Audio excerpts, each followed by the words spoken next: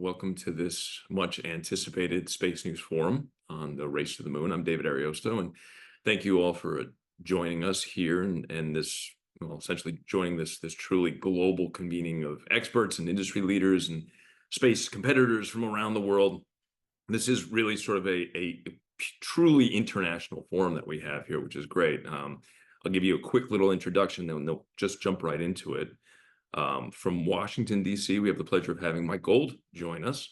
Mike is the Chief Growth Officer at Redwire. He's responsible for civil, commercial, national security business, but he's got some serious NASA chops as well, Associate Administrator for Space Policy and Partnerships. And what I'm quite interested in is he helped author and lead the Artemis Accords. So we're happy to have you, Mike. From across the world, literally on the other side of the world, from Beijing, we have Yao Song, who's the co-CEO and co-founder of Orion Space, which, as many of you know, produces China's most powerful commercial rocket. He previously founded DeFi Tech in Beijing, which basically focused on using deep learning technologies to increase the processing speed of drones and robots and data centers and surveillance technologies. So certainly a lot of interest in you, Song, today. Certainly a lot of people that likely have some questions in terms of the nature of development of Orion Space and your background. We also have Dr. Namrata Goswami. She's joining us from Montgomery, Alabama, and she spent nearly a decade at the Institute for Defense Studies Analysis in New Delhi. She's the author of a truly fantastic book. So if you haven't seen this, you should check it out. It's called Scramble for the Skies. She teaches space policy at the Thunderbird School of Global Management, Arizona State.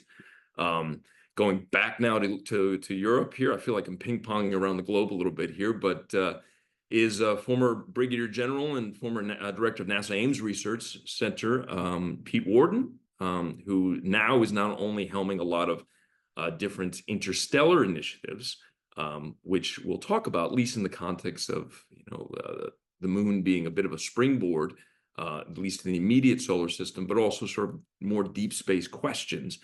But he also advises Luxembourg Space Agency on its space efforts, and that's where he's joining us from now. And last, but certainly not least, is Blaine Curcio, who's the founder of Orbital Gateway Consulting, who is really widely considered a leading Chinese space industry analyst, and he was based in Shenzhen and Hong Kong for many years. So thank you, all of you, for attending. This is going to be a really exciting panel.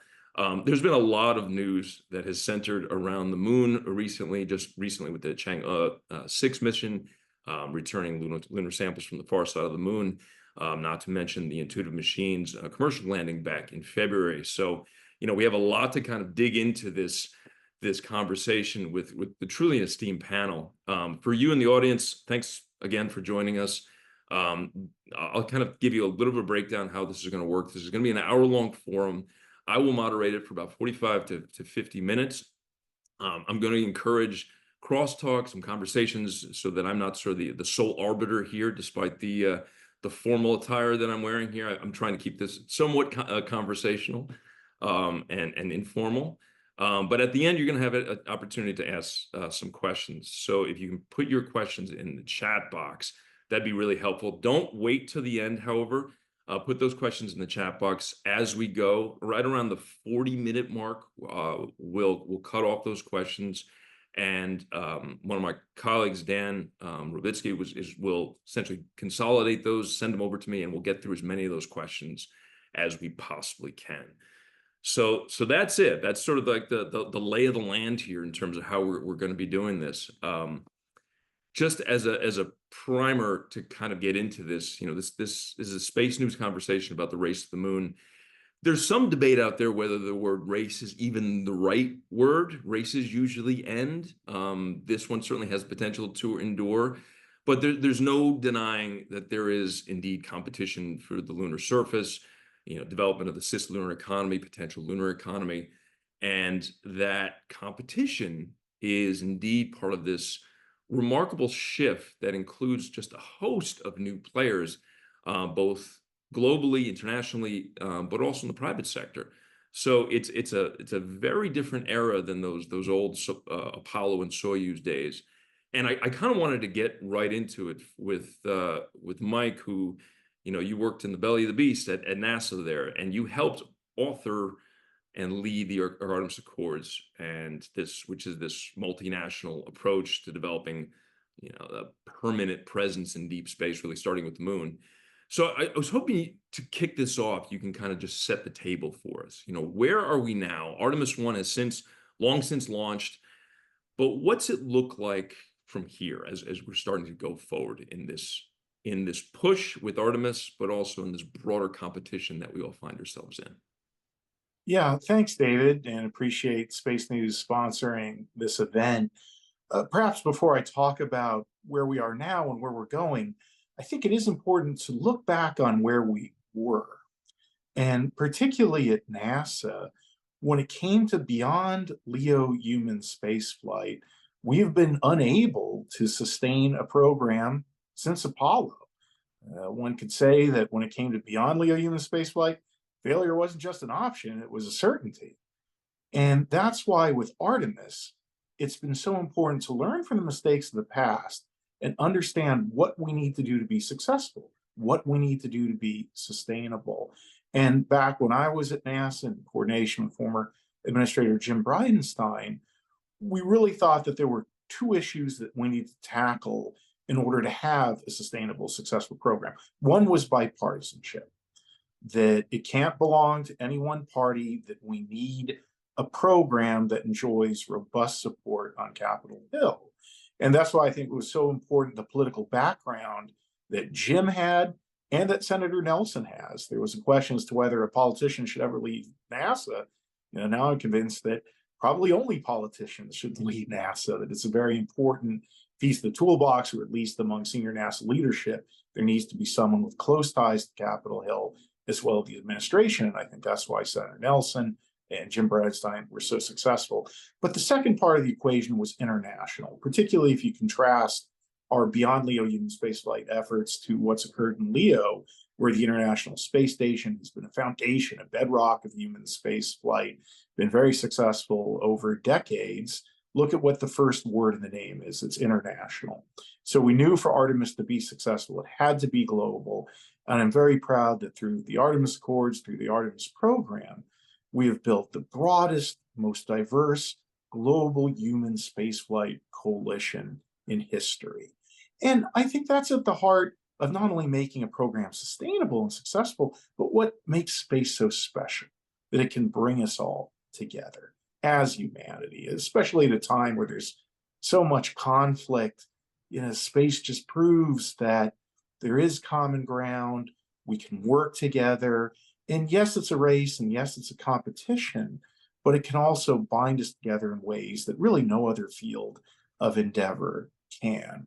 So as we look ahead, the race to the moon and the development of the moon will be far more global than anything that has happened before. It's also going to be far more focused on permanence. As you look at the gateway, and at Redwire, we're very proud to be building right now the rollout solar arrays for the gateway that I believe will be the largest solar arrays ever deployed by humanity. Our Belgian office is working on the international berthing and docking mechanism that will literally unite the gateway. I'd like to say congratulations to our friends at United Arab Emirates, who recently committed to providing the airlock for Gateway. So here you see this global coalition forming, and that is an indication of what the future is going to be. Whereas Apollo was two countries really competing, this is now a global exercise, and I believe that's all for the better. And the private sector is going to play a much broader role. That you hear just in terms of what we're doing at Redwire, of course, there's SpaceX, Blue Origin, the private sector, and the opportunities for growth, for innovation, for creativity is like nothing that's ever occurred before. Apollo was, I'm sure, very exciting, but if I were to sum up Artemis in the future in one word, it would be diversity. Diversity of companies. We've never had these corporate opportunities, these public-private partnerships before, diversity of countries that I mentioned, and diversity of people as well, that I believe this astronaut corps is the most diverse in history. And looking ahead, it's infrastructure, again, gateway, that we're going not just back to the moon, but to stay. Even just a decade ago, we thought the moon was bone dry. Now we know that there's water ice that could not only enable the future on the moon, but going to Mars. And you mentioned up front that this is a race that won't end. And I'll just end by saying that the moon is a launching point. The moon is a beginning, not an ending, towards exploration, and particularly as we go on to Mars and the rest of the solar system. So I've never been more optimistic, more excited about this diverse global effort to take humanity to the stars. Mike, that's great. And I want to go on to Yao Song right after this, but I do want to have a quick follow-up with you, Mike. You mentioned the Apollo program, and obviously the commentary during the 1960s was about the race, right? The falling behind. Are we falling behind the Soviets? The Soviets ahead of the Americans in that context. Is there that same sense within NASA and sort of within the broader landscape, both in the public and private sector, particularly when you sort of look at a program like Artemis for as wide of a multinational push as it is, nonetheless has missed some deadlines, and you look at the Chinese counterparts, and certainly what the Indian Space Agency is doing, and others, and there's this question now about whether there will be a ceding of what has been sort of a long-established lead. Mm-hmm. So I think that competition can be a very healthy thing, a good thing. Well, you mentioned that we're behind schedule. I mean, welcome to the aerospace industry. It's a fair shock, but I do think that we're making good progress, at least in a relative sense, to a program of this complexity, of this ambition. Again, we are literally at Redwire and beyond NASA building the Gateway, and particularly the power and propulsion element, the first element of Gateway, as we speak, launching in the not too distant future. India, again, has had tremendous success at a very affordable and low cost with, Chandrayaan, that moon mission, as well as the private sector. Again, we're not just trying to create better technology, but a new paradigm with these public-private partnerships. And of course, our friends in China has had success with the lunar sample return, adding to the global knowledge in terms of what's occurring. Relative to the competition, I do want to say that it's important that we not just take our astronauts and our technology to the moon, but our values as well. And I think it's very important for America to try and be first, and that the countries that are the first are going to set the rules, the norms of behavior. And this is where, again, the Artemis Accords were so important, that we want to create a future of peace, of prosperity, of transparency, of interoperability. And while I think it's, again, very important that we be first, there is a great opportunity, I believe, particularly in space law and policy, to cooperate with China, to cooperate with the ILRS countries, to find common ground.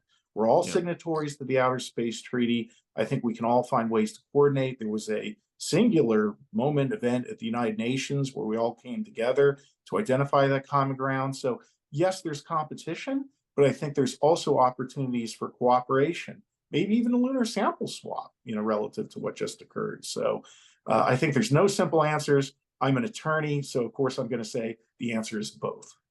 Right. All right, great. Song, I want to move on to you. Now, I want to make clear that we're not looking at you as a representative of Chinese space policy here. You're running a private company.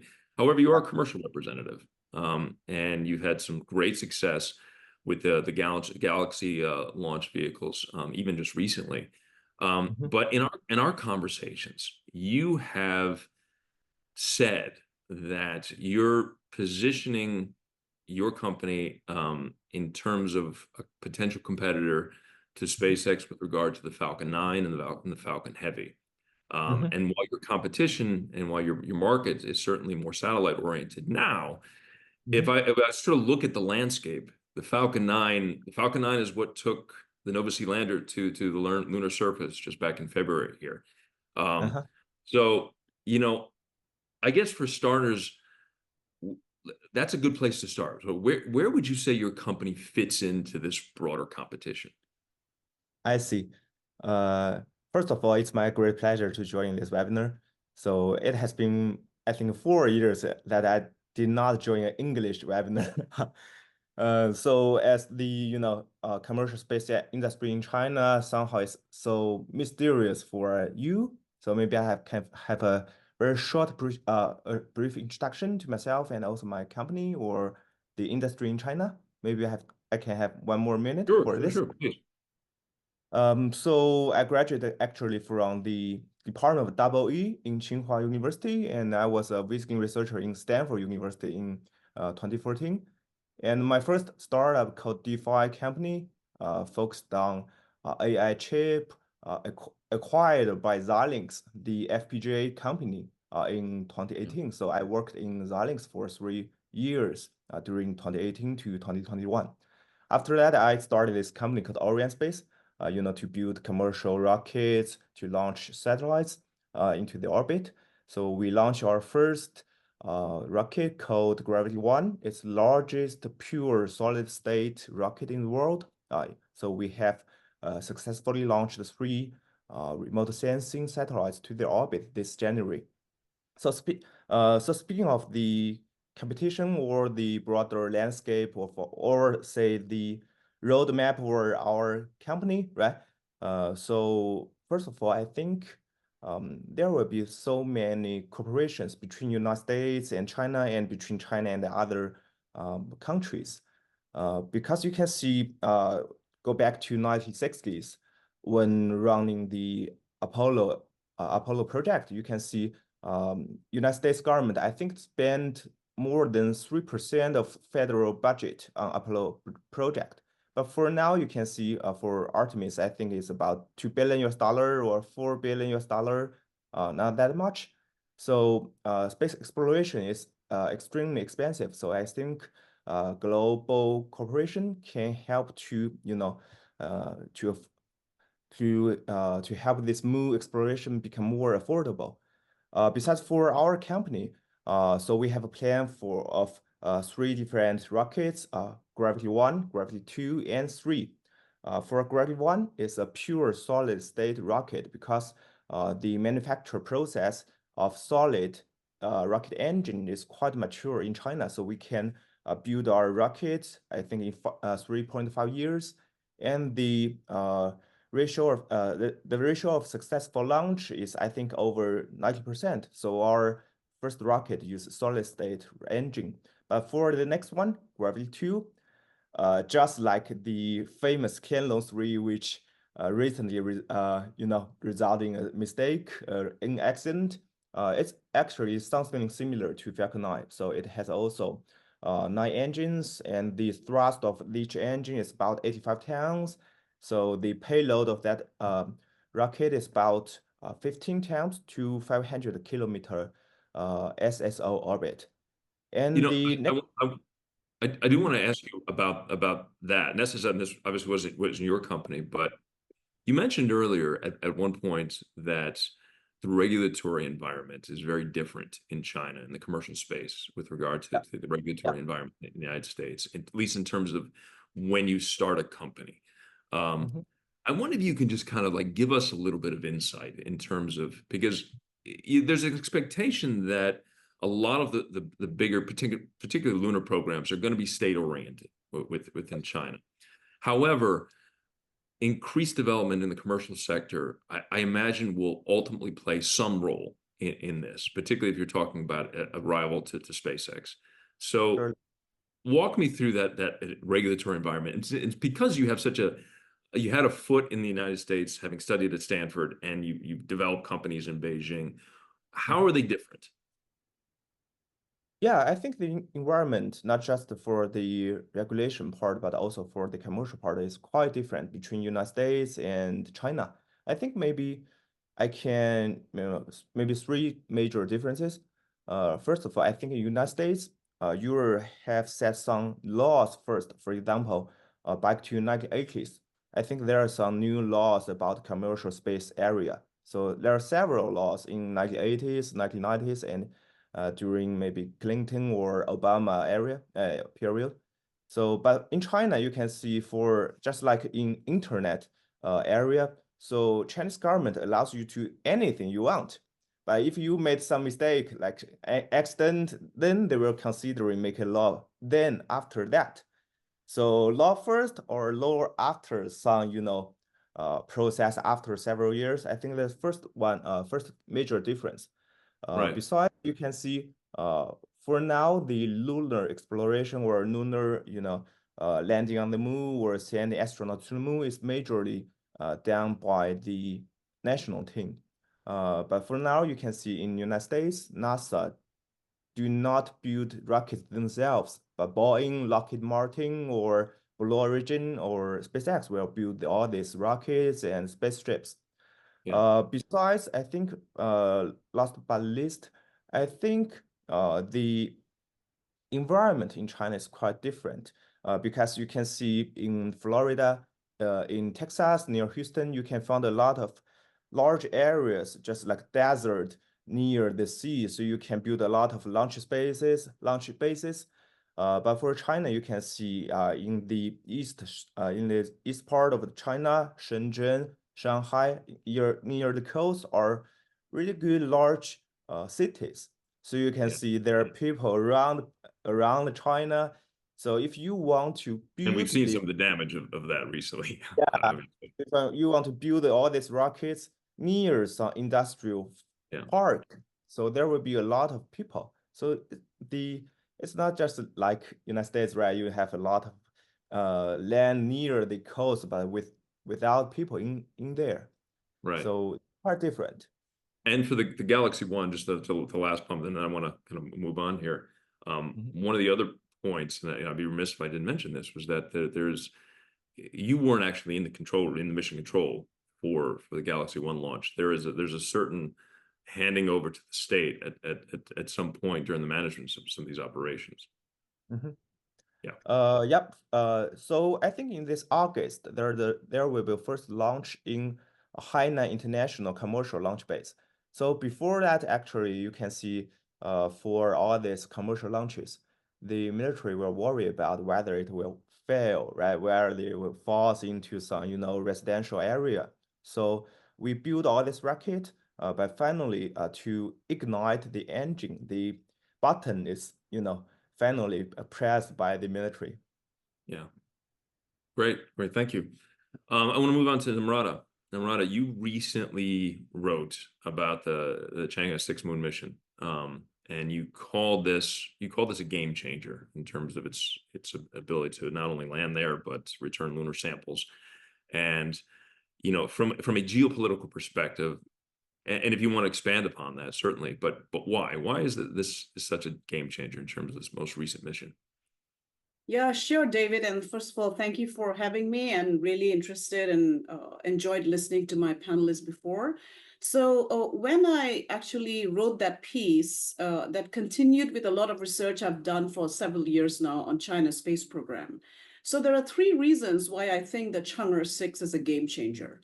One is that it is occurring within a shift in narrative when it comes to going to the moon. So earlier, and even now, if you look at the US space program, there is a lot of focus on it being about science and exploration. And while permanent presence is talked about, it's still within a very tight narrative of this being all about science, right? And so this is why Chang'e 6 is a game changer, because the designers of the Chang'e 6 very clearly points out that the Chang'e 6 mission is a continuation of China's ability to do in situ resource utilization, as well as the utilization of the lunar resources for building the permanent capability they want to build by 2036. So that's why it's a game changer. It's a shift of narrative from the Cold War to a post-Cold War world where nations are starting to view the moon as a strategic asset. Now, so that is the second reason why it's a game changer. The second reason is that if you listen to the narrative coming out of China, including how President Xi responded to the success, the Chinese narrative and very largely the Indian narrative today, including from the Indian Space Research Organization chairperson, is that the moon is a strategic asset. for these countries. So they view it as a nationalistic strategic asset. And based on that narrative, every other conversation around competition and cooperation is happening. So that's the second reason. The final reason is that this is the first time that a nation has actually landed on the South Pole and has been able to successfully bring back samples, which means the kind of analysis that they're going to do, in fact, there is extensive assessment of what the samples will actually reveal about the moon's South Pole in Chinese media. And if the audience is interested, they can have a look. So the basic argument is that besides just understanding how that particular area of the moon is formed, what do we understand about the origins of Earth, there's a lot of focus on how these resources can reveal what elemental composition is there on the moon, because the entire program from a geopolitical perspective is about in situ resource utilization. And I'll finally end by saying that this is actually game-changing at the geopolitical and international level, right? So there is a tendency to talk about space as if it's a dimension or a domain out there that is not connected to anything else. Whereas if you listen to the narrative of those involved in the space programs around the world, and I'm talking about not just the US, China, India, Russia, but 76 nations today, they view space as a part of their larger sense of who they are as nations, the identity, the location, the implication of space as a multi-domain capability building. And so the moon is now within that particular narrative. So, so what you see in this phase of exploration of the moon is that there are three very interesting formations happening. One is, of course, the major powers that are actually showcasing technology and ability to get there. China, India, the US, Russia to an extent. And then you have the middle powers, countries like Luxembourg, where Pete is talking from, and the United Arab Emirates, Japan, South Korea, and Taiwan, very interestingly now talking about how they can form the more normative structure. And then finally, of emerging nations in Africa, Latin America, that are starting to think about who do you actually collaborate with in this particular structure of the race to the moon. So that's what I would say is happening in the context of today.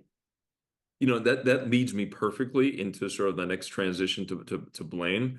And Pete, we're gonna give you a chance to sort of summarize a lot of this in terms of what the springboard sort of looks like, and when we talk about deeper space. But Blaine, I mean, you've talked about in the past that as this international competition grows, you might start to see some of these smaller and mid-level nations ultimately pairing off and have to join these blocks of larger players. And I'm really wondering what that looks like. You know, what are the significant or what are the significations of or the significant factors that play into that decision? And those who sign on to Artemis, or those who sign on to the International Lunar Gateway Station that's led by the Chinese, partly the Russians, and then there's some other groups in there, Venezuela, South Africa. But you know, are these things mutually exclusive, or do you see this as sort of a bifurcation in terms of the associations that groups and blocks of nations are now pairing off into these very, very different organizations that have potentially different value structures, certainly similar aspirations strategically, but different ways of approaching that. So what does that look like? What are the implications of this pairing off? Sure. So I guess just to the first part of your question as to whether they're mutually exclusive, or I guess yeah. I think up to this point there's no official document anywhere that says if you join Artemis you cannot join ILRS or vice versa.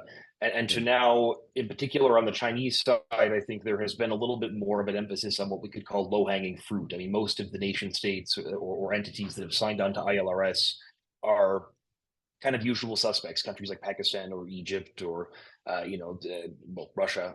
So I think what'll be interesting to see moving forward is some of these middle powers that Namrata referenced. Indonesia, for example, a large enough country to be able to have a bit more, let's say, heft on its own, where it could say to both sides, I want to be involved in both of these programs for different reasons for my own country's scientific research or this type of thing. But I think just generally speaking, there's not any mutual exclusivity or any kind of that up to now officially. And then I think when looking at why countries would join either ILRS or Artemis, I think a couple of considerations. I mean, there's clearly the political consideration of just, is the country more generally kind of on the pro-China Russia side, and there's a handful of such usual suspect countries, some of which I just mentioned. But then also, you have countries that are obviously on the other side, like Australia or various European countries that were, again, pretty low hanging fruit on the U.S. Artemis side. And then the other consideration probably would be just scientific research and development. So certain countries are probably going to have certain priorities in their own space sector development, and those priorities may align better with what China and Russia are doing with ILRS, or with what the US and its allies are doing with Artemis, let's say. So, if a country's, like Canada, for example, doing the Canadarm and really focusing on developing a space robotics sector, presumably there would be similar robotic type of technology involved in Artemis and with the gateway and all of that. And so it would just make more strategic sense for the development of their space industry to go with that program, even if it wasn't already, a very fairly easy choice given the lengthy border between the two countries. But digressing, that would be another consideration for sure in terms of which side countries would pick. But it's not yet clear that it's a forced choice, let's say. Mike, you look like you're ready to chime in here any moment here. So you seem like you want to address this, particularly on the international partnerships and cooperation portion. Forgive me, I just got that face, I guess, that looks like I can jump in. But I will say the Artemis Accords were designed, and the Artemis program, that no matter how wealthy your country might be, or how accomplished in space, or how modest or how new a country is to space, that there's a seat for you at the table, that there's a way to participate. And Blaine references, the low-hanging fruit. Even among the initial signatories to the Accords, there was an intentional effort to broaden the partnership. So, for example, Luxembourg, where Pete is right now, was at. United Arab Emirates was a founding member of the Artemis Accords. So even early on, the idea was to broaden. And then there have now been 43 countries that have signed the Accords. And while there is a difference between signing the Accords and joining the program, certainly it's an indication of interest in Artemis and a commitment to a peaceful and prosperous future in space. And while I'm thrilled to have countries like France, Canada, Japan, traditional allies, what gets me equally, if not more excited, is Peru, Bahrain, Armenia, these countries that are taking their first bold steps into space that may not even have a space agency, and how we are taking the advantages, the benefits, the science of space global, bringing it to places where they haven't been. And to the extent that that's an indication of what this new era is, it's extraordinarily exciting. And that is becoming a more significant number of the Accords family of nations, with 43 growing. I think we'll have more than 50 moving forward. So I think, again, the diversity and the breadth has been wonderful, and has basically been proven with the 43 nations as we look at everything from traditional states that have participated in space exploration to powerful and capable entrants that don't quite have the track record, like Brazil. United Arab Emirates is doing wonderful things, and then the new entrants as well. So I think just in Artemis, there's a very broad coalition that's already been assembled, and it's only going to grow in the future. I'm glad you mentioned that, because this is something that I've kind of struggled with a little bit in terms of trying to kind of piece this together. And Namrata, that you might be able to answer this, or Pete, you might be able to.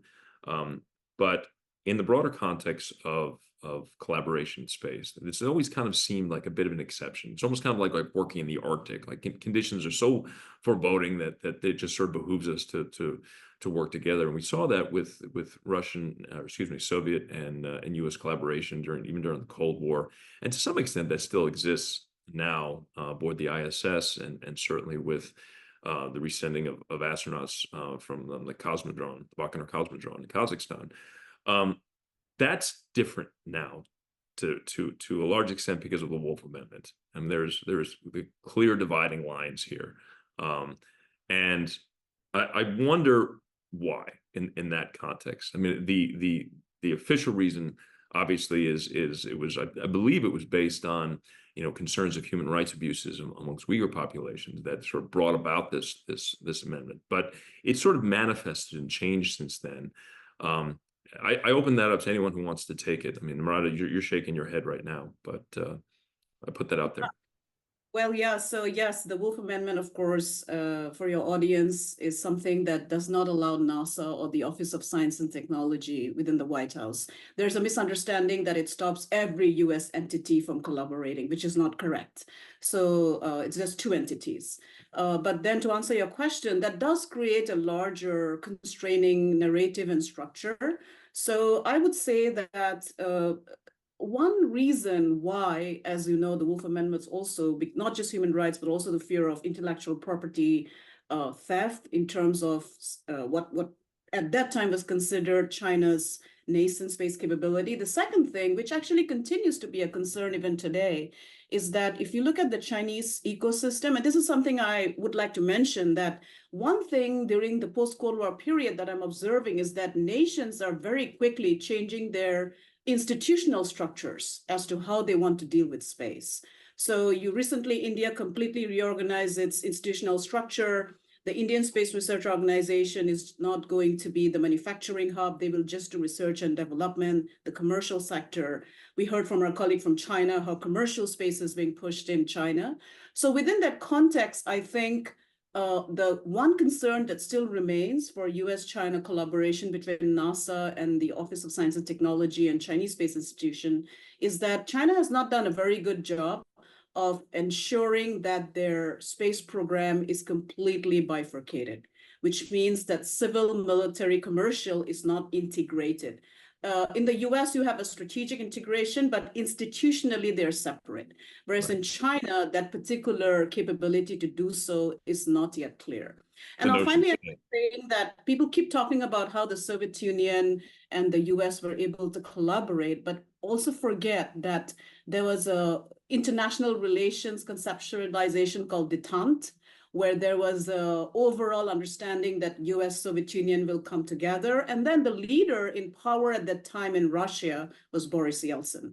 So it's very important to remember when we think about collaboration as to what is the leadership structure, who do you want to collaborate with, what particular missions and activities do you want to collaborate with? So all these still continues to be concerned. And while there are now arguments that because China is achieving so much, that we need to have a better collaborative structure with them, those concerns still remain in my mind. Pete, I want to ask you to this question, and then Song, I want you to have a chance to respond to that. But Pete, if you have a really unique perspective in all of this, in the context that you bring both military and a NASA perspective, and you have you're certainly of a global perspective in terms of your work now, Luxembourg, and certainly you are known for someone who's just pushing the bounds of what is possible, given your work with some of these interstellar initiatives. So I think it's a two-part question, but at first I was hoping that you might be able to respond to what Namrata just said, and then we can kind of relate it back a little bit more to the moon as that springboard and why it's strategically important, if it is, you know, these notions of a potential gas station for the rest of the solar system, or if there's something else at play here. Well, I kind of have gone back and forth in my career on the importance of the moon, or, you know, and of course it's a long-standing argument of moon versus Mars. You know, when given a choice, the best answer is to choose both. But I think we're really at the verge of our civilization. I don't know, I want to say species, I'll say civilization, expanding into the solar system and potentially beyond. And the moon is not only the first step, it's, I think, the enabling capability there. And it is important that we figure out ways to do this because the politics of today aren't the politics of 20 years ago, and they certainly won't be the politics of 20 years from now. And that how to work through that, and I think one of the big questions is, why is the moon important? Do we even need it? And that was a major question when I persuaded the deputy prime minister of Luxembourg 15 years ago to start the initiative.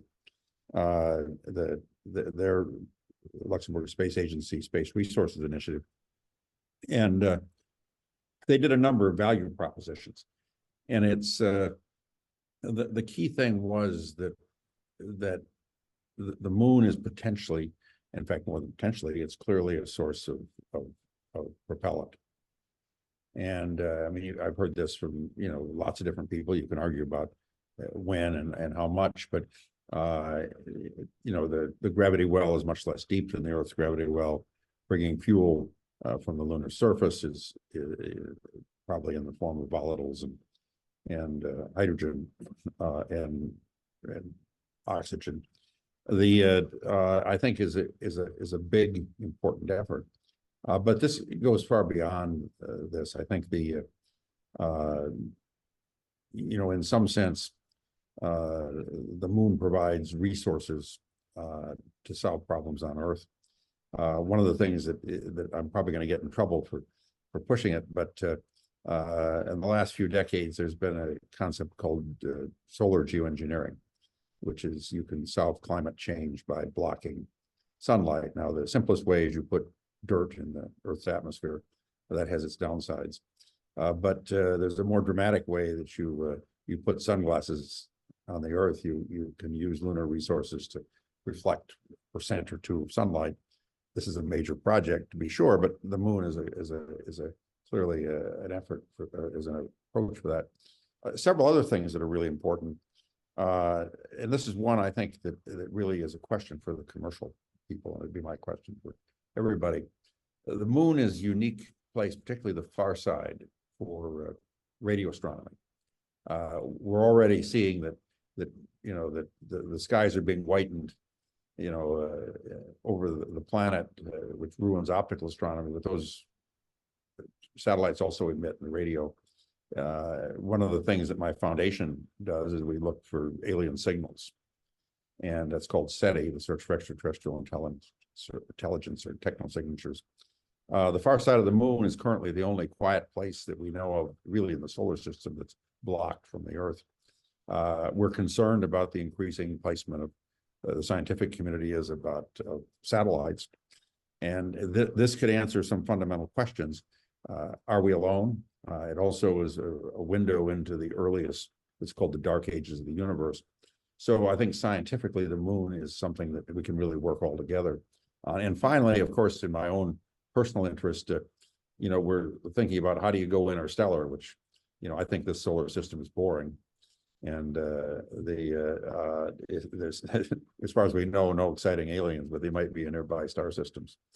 That there was a laser-driven light sails, and the optimal place to put a laser is building them, and these are hundreds of gigawatts or even bigger, on the far side of the moon. That has the advantage of not threatening anything on the Earth. So I think it's probably the key to the solar system, and in terms of fuel for Mars and beyond. I think it's the key to climate change. I think it's the key to answering fundamental scientific questions. And finally, it's the key to going interstellar. Other than that, it's probably not very important. All of you sort of watching at home and on this panel, you may have wondered why I went to Pete last in terms of this this discussion about sunglasses on the moon and search for aliens, and that might have been part of it. But I always enjoy our conversations, Pete. You mentioned radio astronomy on the far side of the moon, and that actually is kind of a good segue in the sense that there has been collaboration there. I mean, we saw during the Chang'e 3 mission. There was, the first radio telescope that was, or a spectrometer. It was an ultraviolet telescope that was put on. And I think that was the first time since John Young and Charlie Duke did it, years and years ago during the Apollo program. So, like, there is this sense of collaboration in some respects with regard to the scientific community.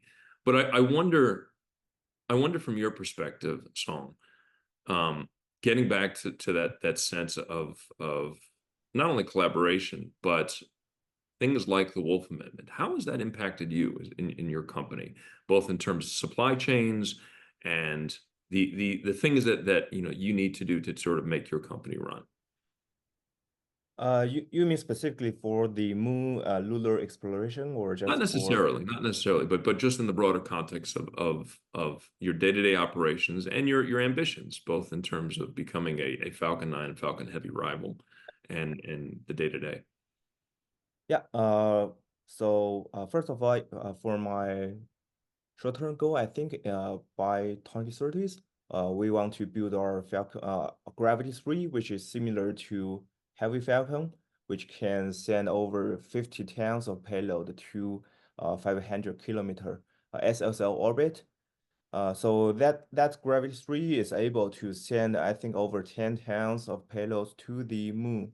So maybe at that time, we can consider send some payloads, some landers to the moon. So I think in this April, I host Mr. Steve Durst, from the International Lunar Observation Association. So that is in our consideration. Besides, I think in near term, maybe in 3 or 5 years, we will focus on only Chinese market, because there is the national satellite international project, and also some local project from Shanghai, also some private satellite internet companies called Galaxy Space, and they just launched their service in Thailand. I think just 3 weeks ago, and I also went to Bangkok at the ceremony. So recently we are just to aim to reduce the cost. I think for China, it's called the world's factory, because we manufacture everything, and the cost of all the schools are quite low in China. So the goal by 2030, I think, to reduce the launch cost similar to reusable Falcon 9, or even lower than a reusable Falcon 9, or even lower the Starship. Maybe this is our recent goal.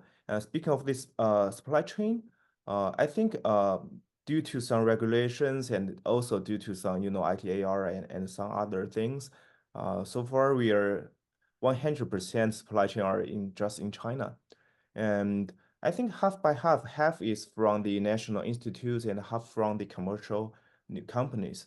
Yeah, and we are also building some new things. For example, for national teams, for national missions, actually, safety, the success is the most important thing. So they will just use space-grade devices in all these rockets and also satellites. But for our commercial missions, actually, we can endure some ratio of failure, for example, 1% or 2%. In this way, we're just exploring how to use, industrial grade, high performance computing onto rockets, and also, so the Ether network for cars, for vehicles, also onto our rockets. So we're doing a lot of different tests of industrial devices and technologies to do that on our rockets. Right. One more kind of question, and actually just a point of distinction is something I wanted to raise. I think, for maybe the broader sort of layman audience, you think about the moon, and you think about its geostrategic location is I don't want to say it's obvious, but it's right there. We look at it, right, and there's questions surrounding growth and infrastructure as it relates to how the commercial sector and the public sector will interact. But I think there is also a sense, or maybe a lack of awareness in some ways, about why specific locations on the moon matter more than others. And if you look at the sort of the lunar South Pole, you look at the far side, if you even look at specific locations like Mount Massive, that get that 90% sun, for solar recharging purposes, the real estate starts to shrink.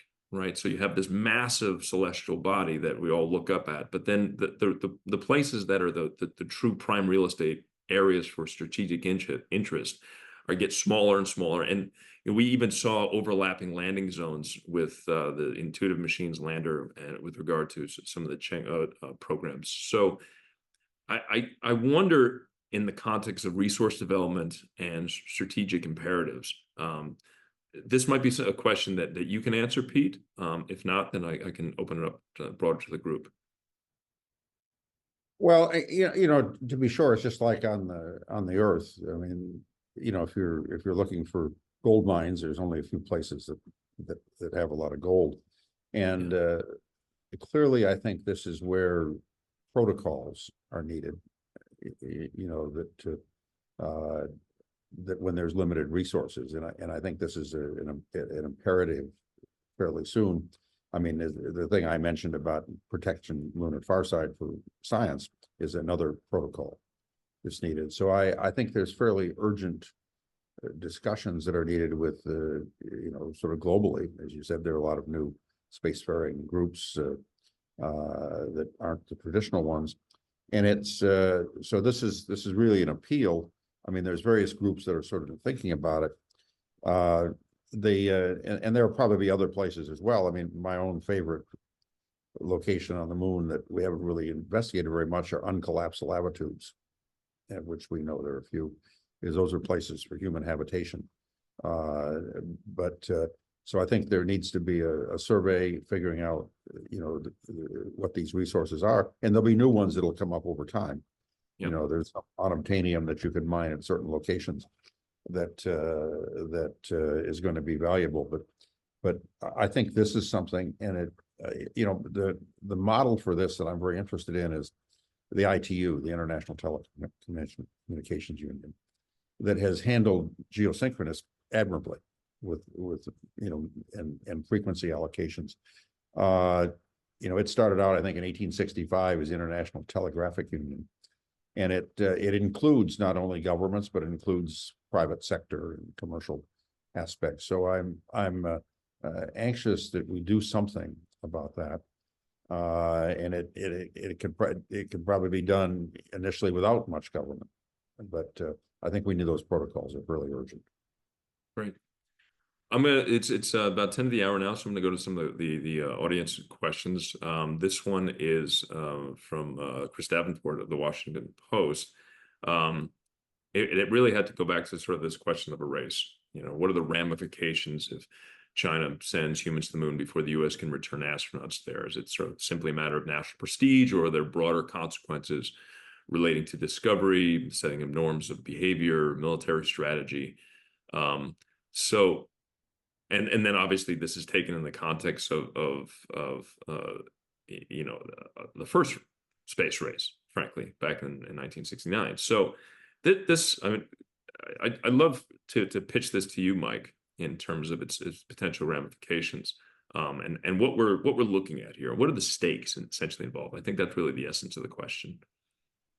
Yeah, and let me go back to what Pete was saying, and when he raised about the limited areas on the moon, that there's only going to be so many regions that have access to water ice, that have access to sunlight. Well, the moon is a big place, might be pretty limited where we're trying to go.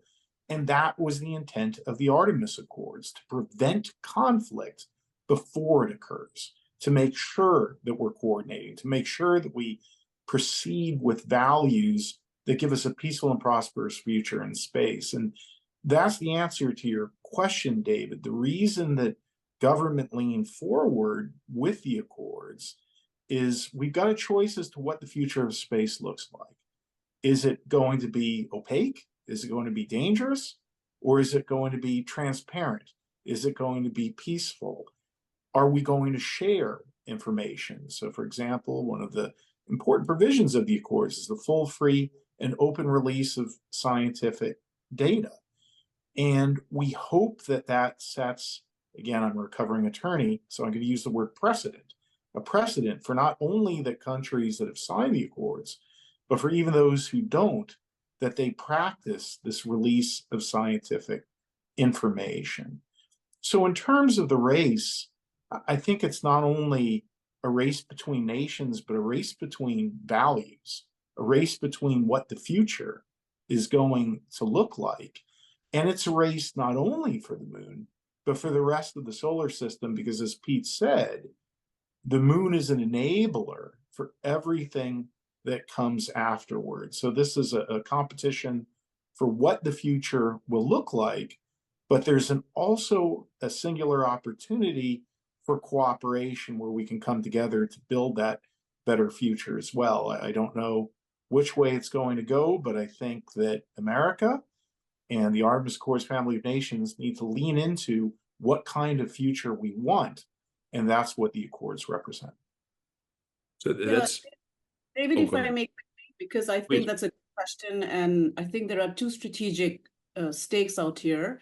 One is that you will have a democratic open system. If you look at the Artemis Accord, which is non-binding, by the way, and that's why nations are happy to sign on to it. Whereas if you listen to the Global South, they want binding accords.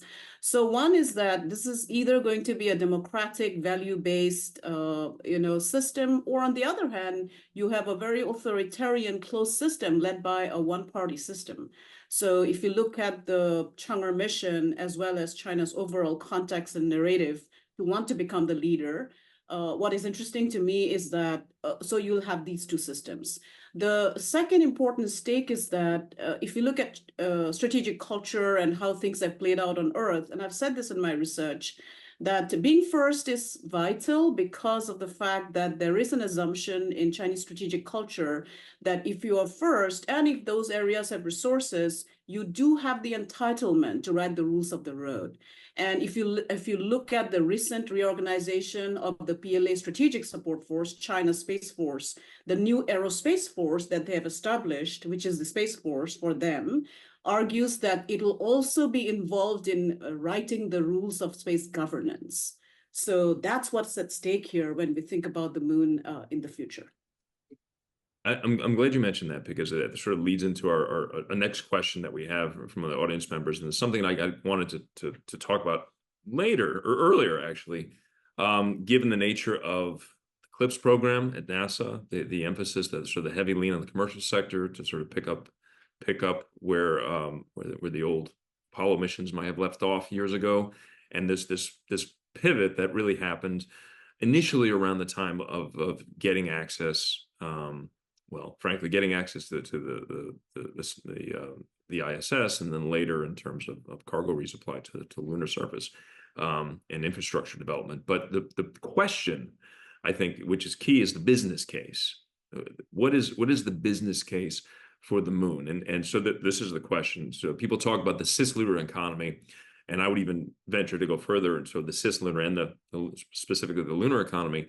But I've yet to hear anything about commercial activity that can produce a positive return on investment operating in the area or near the moon. And I think this is a foundational question in terms of national strategy, given the emphasis put on the CLPS program. So I think I'll toss this over to you, Blaine, if you're willing to engage in it. If not, we can open it up to the broader group.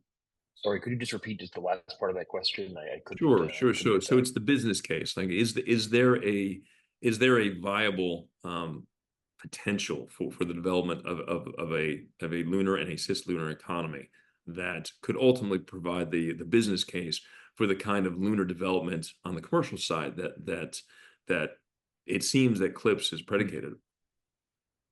Yeah, I mean, I think it's a little bit outside of the area that I would typically cover, but in general, it seems like if there's a real business case, it's probably pretty long term. A lot of it would be, at least in the near term, a lot of the activity is still, based around national missions or supporting those national missions, and I think that's where there may be a little bit of a fuzzy line between, let's say, business case and just national missions, or if as part of the Artemis Accords, part of the gateway, or indeed possibly part of the ILRS, could be commercial companies furnishing different parts of the mission, and is that a business case for a commercial company? Probably yes.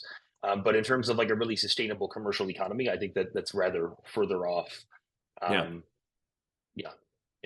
It also plays into sort of a follow-up question, and I can kick this over to you, Pete. But the follow-up question is essentially, and we can touch on any additional sort of side tangents that we have here, but this is a question from Roderick Rule. I'm not sure if I'm pronouncing that right, but will the extraction of oxygen from the hydrogen, the oxygen from the regolith on the lunar surface, is that not only it's technically feasible, but does it provide the kind of oomph that you might need to kickstart commercial development in a more profound way?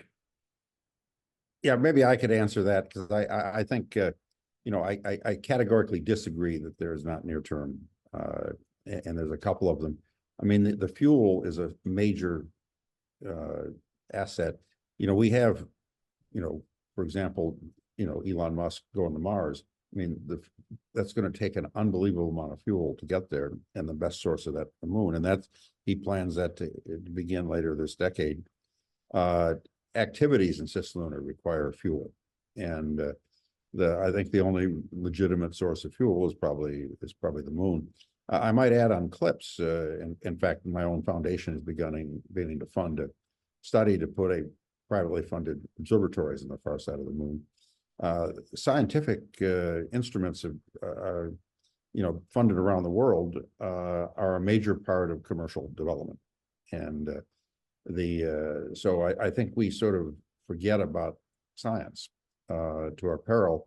That increasingly we're seeing both public and private money into that, and CLIPS most of its payloads now are scientific, and a lot of them are beginning to be paid for privately. So I think privately there's a lot of potential for cislunar space, starting with things on the lunar surface and fuel. And if I may just cover my tracks a little bit, let's say, I think that the divergence in our answers is at least a little bit due to my being very much focused on the Chinese side of the equation, where if I could maybe ask Yao Song for his thoughts on this, but I think in China you have much more of in terms of the lunar type missions, it's still very much a state dominated part of the space sector, let's say, and for the commercial companies there's starting to be some limited but tangible opportunities in terms of space exploration more generally. So for example, last year we saw the first RFP for a commercial cargo spacecraft for the Chinese space station, but generally speaking, this kind of lunar stuff is still a national team mission type, and so I think it's interesting to hear Pete's perspective that in the West, let's say, that there's a lot more of commercial involvement even in these things that are quite far off. And Yao, would you say that's a fair characterization, that for commercial companies this is still not the most near-term focus in China? This will be the last question you have, Song. So if you could just wrap this up really quickly. I know, Pete, you have to get going. Yeah, so I think for recent 10 years, we do not consider, commercialize the moon exploration missions. Yeah, and I think it's mostly, I think, will be funded by the government. For now, I think for the supply spaceships to the space station is inviting tenders, in China. So it's widely inviting tenders, but for moon exploration, but maybe not in our 5-year plan for now. Yeah. Well, thank you everybody for joining us in this much anticipated Space News Forum on the race to the moon. I have to personally thank you, Pete, and Mike, and Blaine, and Namrata, and Song for joining us all around the world on different time zones, and everybody who's in attendance. This has been an enlightening discussion. We're going to be doing more of these going forward. We will keep, I know some of us have to go, we'll keep this forum open for those who can stay for a couple more minutes. I know there's still questions coming in, but the official forum has since wrapped. So thank you everyone for joining us, and we'll hope to see you next time.